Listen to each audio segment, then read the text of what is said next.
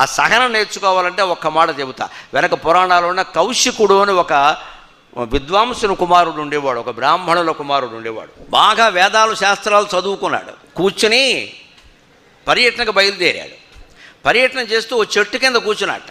కూర్చుని ఆయనకు వచ్చిన వేదం ఏదో వల్ల వేస్తున్నాడు. సైవాత్మ బ్రహ్మ విజ్ఞానమయ మనోమయ ప్రాణమయ చక్షుర్మయ శ్రోత్రమయ పృథివీమయ ఆపోమయ వాయుమయ ఆకాశమయ తేజోమయ అతేజోమయ కామమయో అకామమయ క్రోధమయో అక్రోధమయ ధర్మమయో అధర్మమయ ఇదం మయో అధోమయ సర్వమయ తద్యదేతతు తద్యథాకారీ యథాచారీ తథా భవతి పాపకారీ పాపో భవతి సాధుకారీ సాధుర్భవతి అని వేదం చదువుతున్నాడు. ఈలోపు పైన ఉండే ఓ పెట్ట రెట్టేసింది. వీడు వేదం చదువుతున్నాడని దానికేం తెలుసు, వీడి మీద వెయ్యకూడదని దానికేం తెలుసు, వీడి మీద వెయ్యాలని వేసింది. ఆ పెట్టకి రెట్ట వేయడం లక్షణం వేసింది. ఆ రెట్ట పడింది. పడేసరికి కోపం వచ్చేసిందండి. ఇన్ని వేదశాస్త్రాలు చదివినవాడు పైకెత్తున చదువుతున్న ఉపనిషత్తుకు అర్థం ఏమిటో తెలుసా?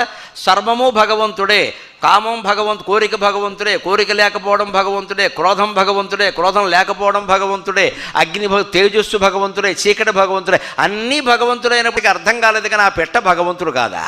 రెట్టేసేసారు. కోపం వచ్చి, నేనంత గొప్ప వంశంలో పుట్టాను, బాగా చదువుకున్నాను, మా గురువుగారు నన్ను మెచ్చుకునేవారు, నా మీద రెట్టేస్తావా అని ఇతను వేదశక్తిని తపశ్శక్తిని ఉపయోగించి ఆ పెట్టకేసి చూస్తే ఆశ్చర్యం, పెట్ట గిలగిల కొట్టుకుని చచ్చిపోయిందండి. ఇక్కడ ఇంకో విషయం చెబుతా. ఇతను కోపంతో చూశాడు కదా, చేసింది తప్పు కదా, అదెందుకు చచ్చిపోవాలండి?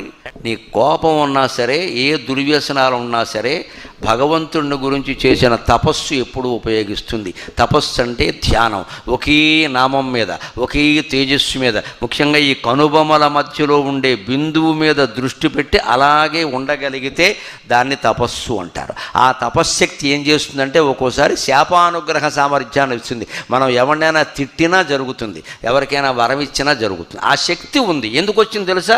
మీరు బ్రహ్మచారులు, పెళ్లి కానివారు కాబట్టి చెబుతున్నా. బ్రహ్మచర్యం వల్ల వచ్చింది కౌశికుడికి తపస్సు. బ్రహ్మచర్యం అంటే అతను వేద విద్య నేర్చుకుంటున్నంతకాలం స్త్రీ ఎలా ఉంటుందో అతనికి తెలియదు, వాళ్ళ అమ్మ తప్ప. అమ్మ పట్ల దుర్భావం కలిగే అవకాశమే లేదు. అతని మనస్సులో వాంఛే లేదు, కామవాంఛే లేదు. ఊరికే చూడడం, పడిపోవడం, బాగుంది అనుకోవడం, అక్కడి నుంచి ఎస్ఎంఎస్లు పంపడం, ఈ దరిద్రం లేదు. అసలు పూర్తి బ్రహ్మచర్యాన్ని పాటించాడు. ఆ బ్రహ్మచర్య శక్తి అతని కంటిలో అగ్ని రూపంలోకి వచ్చి చూస్తే పెట్ట మాడిపోయింది.